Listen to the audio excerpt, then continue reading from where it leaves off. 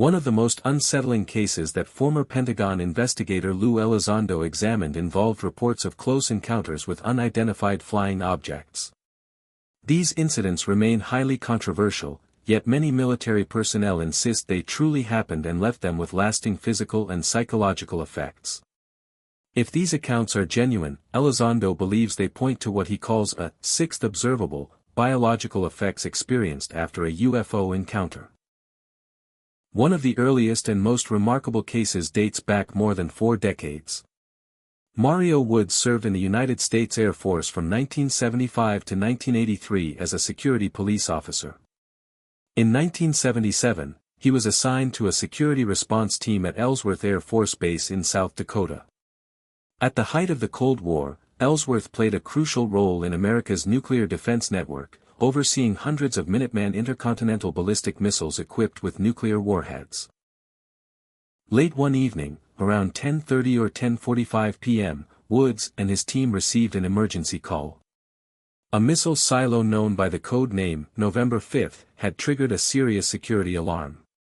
The warning indicated that the site's outer security perimeter might have been breached. Without hesitation, Woods and his team leader, Michael Johnson, were ordered to investigate.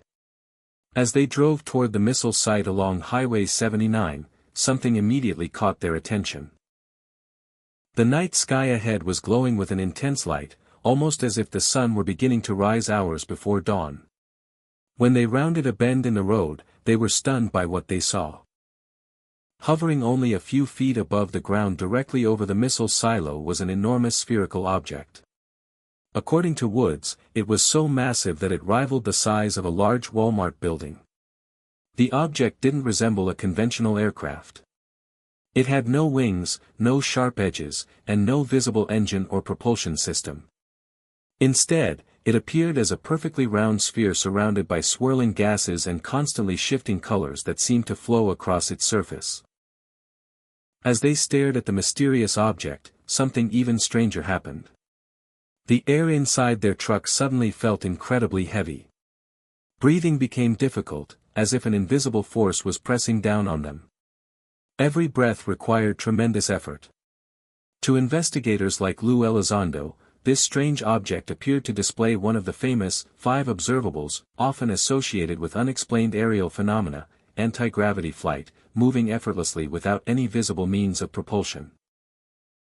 During his time leading the Pentagon's Advanced Aerospace Threat Identification Program, Elizondo became convinced that many of these mysterious encounters seemed to occur near nuclear facilities, raising questions about a possible connection between unidentified aerial phenomena and America's nuclear capabilities. Meanwhile, inside the truck, Michael Johnson sat completely motionless behind the steering wheel, staring straight ahead without speaking or reacting.